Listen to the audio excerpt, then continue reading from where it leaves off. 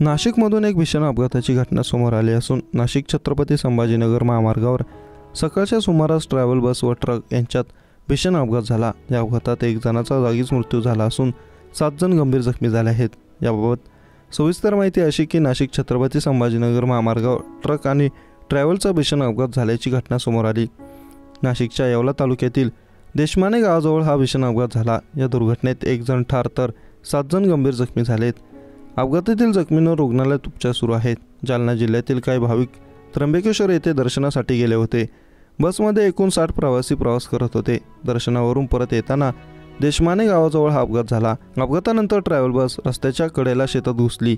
याबाबत माहिती मिळताच स्थानिकांनी घटनास्थळी धाव घेत जखमींना मदत केली। अपघातात ट्रॅव्हलच्या चालकाचा मृत्यू झाला असून 7 जण जखमी झाले आहेत। जखमी झालेल्या रुग्णांना येवला येथील शासकीय उपजिल्हा रुग्णालयात उपचारासाठी दाखल करण्यात आला आहे।